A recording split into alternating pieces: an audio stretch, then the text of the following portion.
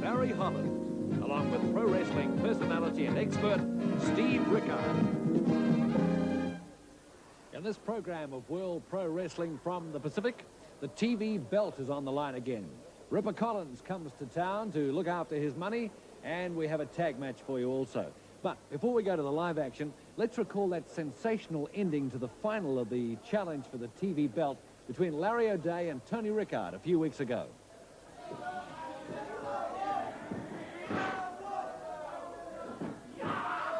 he runs and throws his shoulder. Takes O'Day by the arm, drags him out of the corner, into the opposite corner. Up the climb. Oh! Over the top rope. He wants to climb up. He's down. He's outside the ring. He's on the floor. I think he hit his head heavily there. For the leg. The referee applying the count. Tony coming to his feet. Well, it's a bit sorry way for it to have to end. It looks as though he might have hurt one of the legs there as well. Oh. The winner, Larry O'Day, but what a disappointment. Well, for all the Rickard fans, that was a pretty sad ending because Steve, Tony had it all going for him through most of the match. To tell you the truth, Barry, before the match, I had a little doubt myself. Because, Tony didn't have the experience, but watching the match, he certainly had everything going for him. He had his quickness was there, his wrestling ability was there, and he thought the match well until he came to that end, or the tragic end, where Larry O'Day outthought him as he went up that climb up, and he dropped him over the turnbuckle to the floor, and he couldn't continue. So you're a little more confident for tonight's rematch? Well, Tony deserved tonight's rematch. As I said before, he got right through to the finals. He was runner-up in the match, and he had everything going for him, as we both admit, and he's challenged again, and you know, Tony does deserve this match, and I really think that he'll be looking at it in a different light, and he will also be better off because of the experience he had in that first match. Well, we'll get the answer later in the program, but now it's to the live action, and first time back for a number of years, the blonde master of mayhem, Ripper Collins of the USA, mixes it with Jack Laki. Collins rushes straight across the ring, and Laki moves out. Collins in the corner. Laki arm drags Collins. Well, there's a great re-entry to New Zealand by Ripper Collins, straight across the ring. Backs Laki in the ropes, takes him in, brings the heavy knee into the stomach of Laki. Fist to the head.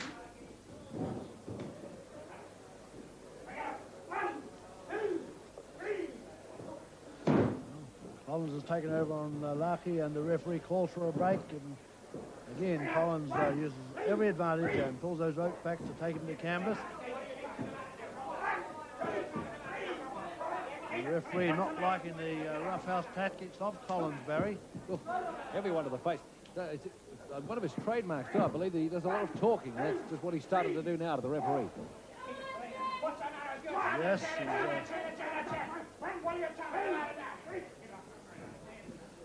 Collins trying to, it sounds like he's trying to tell the referee the way to run the match instead of the referee telling Collins the rules.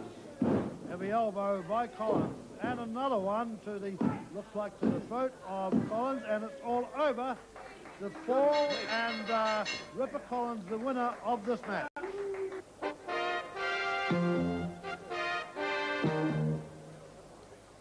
had to be one of Collins' quickest wins. And he threw Laki into the ropes, hit him with the big elbow. As Laki went down, Collins followed him through with another heavy elbow to the throat, and it was a count of 3, and the match was Collins. Ripper Collins, welcome back. That was short and sweet. A great re-entry to New Zealand. What are you here to look after your investment? I'm here for several things. Number one, I sent the Mongolians down here to do a job, and I paid them, and they couldn't do it. Lars Anderson wasn't man enough to do it and run off. So if you want to get anything done and get it done right, you come down and do it yourself. Now, Steve Rickard had me barred from here. He had the heart punch barred. That's all fine and great, but I would like to know why. The sleeper hole, which is barred in 49 of the 50 states of the United States, is still legal in New Zealand, and he's still able to hurt and cripple people with it, like one of the Mongolians that I sent here that was carried out and is still not wrestling because of the sleeper hold, Steve Rickard. Well, I'm going to tell you something. I've come down to collect all that money that I paid, and the $2,000 that I've put up against that Commonwealth title. I intend to have both of them, the title and all my money back. And I have a very special word for you, Steve Rickard. In fact, for your whole family. It is going to get hot, very hot in New Zealand. This time of the year, things could be scorching.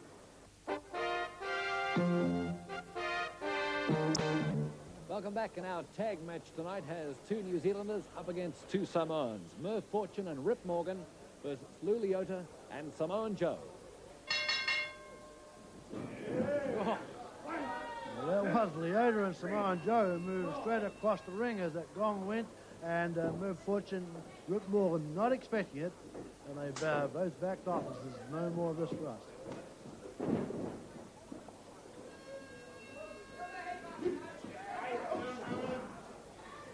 Samoan Joe in behind. Nice shoulder smash by Merv Fortune.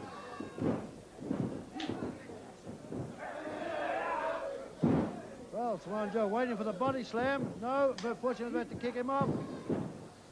Arm back, and another one by Samoan Joe. Fortune out of the ring. He's, no, I've had enough of this. He scampers out of the ring. Well, Joe's got them both out. And running. Now Fortune back in. Oh, what a great start by Samoan Joe. Right at the beginning, he doesn't want to give them any room to move, Steve, and just takes over. Yes, actually they started off well, the two Samoans. Merv Fortune made the tag, and Rip Morgan comes in. Well, good to see Leota back with us here in World Pro Wrestling. Made the tag. The very last time we saw Leota and Samoan Joe, they didn't seem to have their key wrestling together. But they, oh, very good one.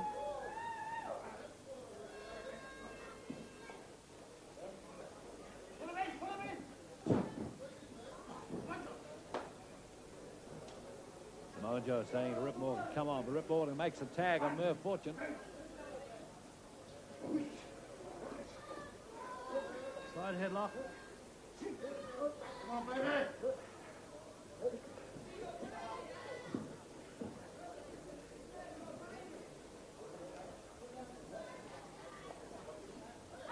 Joe's trying to force himself over the ring, but Rip Morgan pulling him back, as you see here.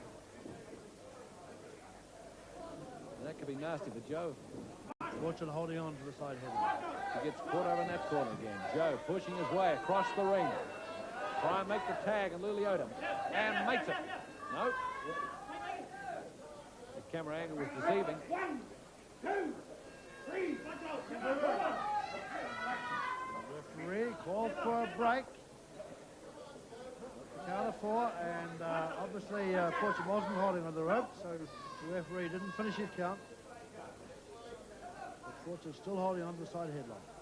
You'll have to do something with this move. You have to do something with it. Make the tag, or Samoan Joe breaking it. Fortune back with the takes the arm, locks in. I think it's Joe's pushing Fortune across into Fortune's corner, and the tag has been made as Rip Morgan's turned to take over on Samoan Joe. Fortune holding on to Samoan Joe. Looks like he has the tag rope around the neck of Samoan Joe. The foot of Morgan going into the stomach. Samoan Joe trying to fight back.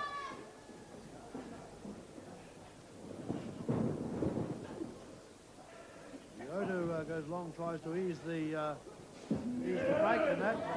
It'll be a little late. Good one, Samoan Joe hurls Rip Morgan into the turnbuckle. Yeah, well, Samoan Joe turning it around. You probably want to be making a tag any minute now. And he has. Side Right headlock applied by Leota. Well, now if they can keep Rip Morgan over in that corner. Nice one. Nice one by Leota. He makes a tag. Tag again. Tags off. Samoan Joe in. The referee catches Merv Fortune coming in illegally and orders him out of the ring.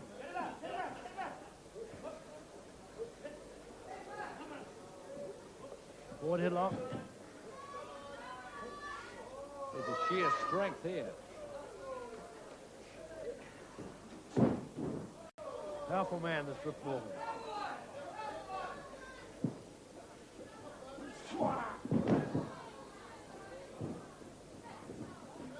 Samoan Joe looking for the ball and counted two. But Merv Fortune came in there illegally. Well, Merv Fortune looking for every opportunity when the referee's attention is taken. Tag and Fortune coming in illegally now. Referee will order Morgan out.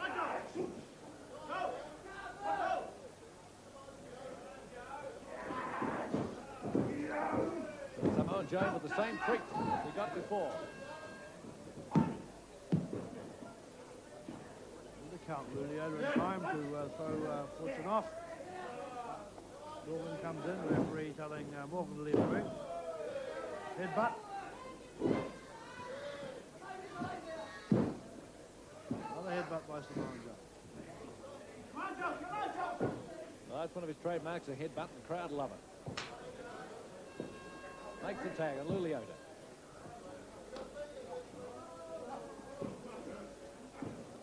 Leota. Back into his corner, looking for the help of his partner. Morgan takes the tag. And a big slam by Rip Morgan. Heavily down Leota, but he was ready for Rip Morgan to come across the top. There he goes in behind, waist lock. Morgan switches. Arm roll counter by Leota.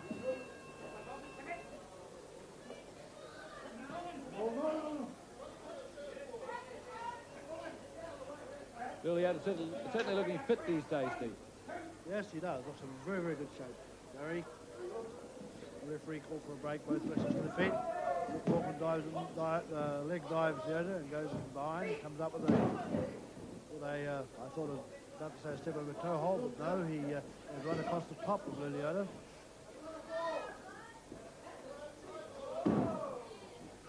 Nice counter and a bad toe hold by Leota.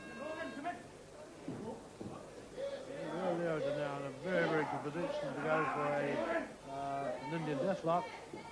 Reverse Indian deathlock with the leg or the hand. Fortune in and Samoan Joe also in there illegally. Referee managing to control that though as Rip Morgan and Leota fight on. With the elbow drop. Come on. Leota looking for the cradle, missed it.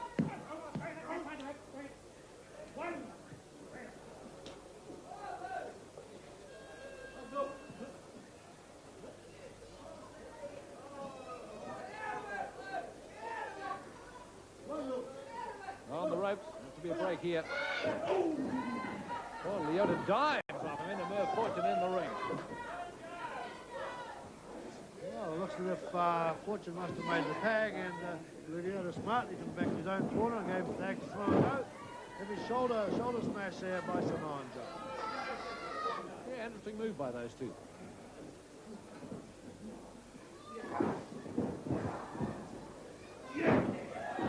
Nice one.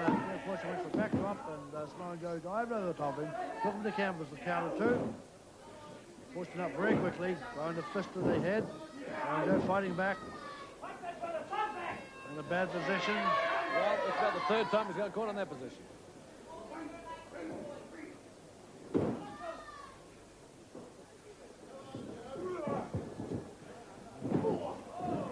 Morgan goes for the clothesline, Samoan Joe goes underneath.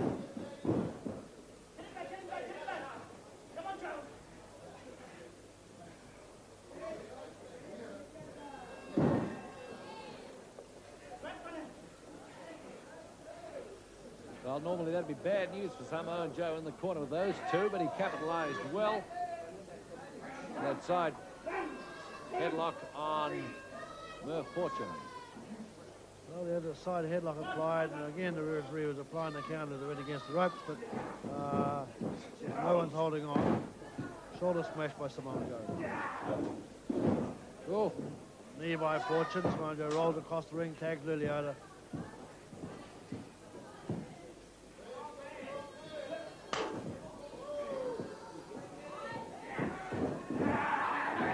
oh. Leota's certainly not ready for that one.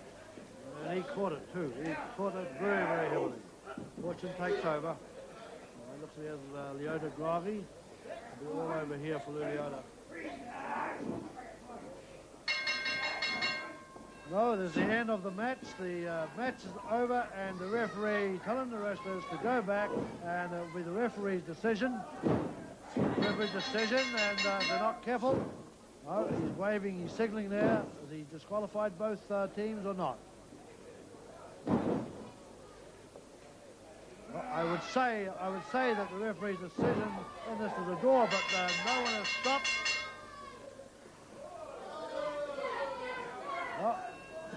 Well, I'm very sorry. The referee has not signaled who is the winner of this match, but the match is over.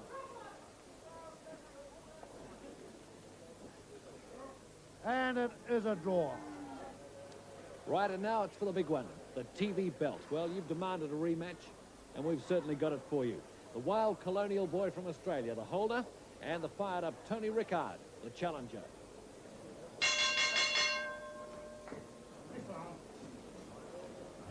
Well, the first defence of the television belt, or if you like, the rematch for Tony Rickard against Larry O'Day. Tony on the ropes, and Larry O'Day throws one at him as he's coming off. Now another up and under. The heavy foot goes in against into Tony. Suplex. Tony. He's rubbing right in, Steve. Not taking any chances tonight. Tony's delivering what started in this match. O'Day was straight up. They're not taking any chances at all, Barry. And well, Tony gave him a fair run for his money last time, so he doesn't want that again, it looks like it. Boy, is he being thrown around. And he needs to get into those ropes and get away from this the pressure that O'Day's putting on. Side suplex, a count of 2, almost a fall to Larry O'Day. Well, one thing about it, Tony is fit. He should be able to come back so far from all this action. He needs to be.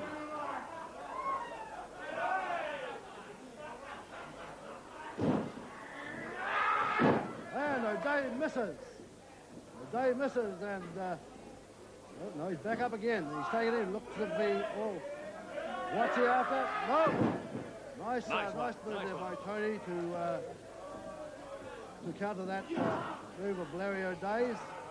Well, that could have been a nice little break that Tony needed there. Well, he was very lucky he didn't There's catch that pile driver. And there Collins has come up. Tony's knocked him off the side of the ring. Oh. Throws him to the corner. Shoulder butts him. He's trying to drag O'Day out of the corner. O'Day holding on. O'Day into the far corner. And Tony goes up. And he's knocked down by Collins. Collins in the ring. What's going in? Wait. Steve, wait.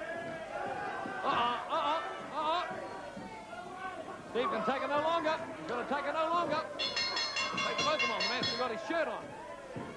Well, Collins has scampered out of it. The bell is gone. And it looks as though, to quieten things down a little bit, it looks as though Steve is now yelling at Larry O'Day to come on, have a go. I don't know whether he wants to take the 2 of them on, but he certainly wants to take one of them on. Shirt buttons coming undone. Wonder O'Day's giving him time to do that. Up comes the watch. Looks like Steve is dead serious about having Larry O'Day on right now. There's Collins. Collins comes in and grabs the leg of Rickard. So now O'Day takes his chance, and in comes that boot, and rubbing that boot into the neck of Steve. Incredible stuff. Incredible. I didn't think O'Day had joined in on this one, but he certainly has when Collins pulled away the legs of Steve. Now, low, the sweeper going on. The sweeper going on, but Collins is coming in. Collins in. Breaks the sleeper. Steve rolls out of the ring. He's on the floor at the side of the ring now. Now Tony's come back into Collins. Looks as though they'll both get onto Tony now. He could be in all sorts of trouble here. Well, some gouging there on the forehead, I noticed, from Ripper Collins. Steve's back in the ring. Well, it's a one-on-one situation, but a shambles here. A real shambles. Some heavy fist to the chest of O'Day. What a shambles. O'Day's had enough, so has Collins. You can see them ducking out of the dressing room. He's got rid of both of them. Well, well, well. What a sensational finish to the TV belt.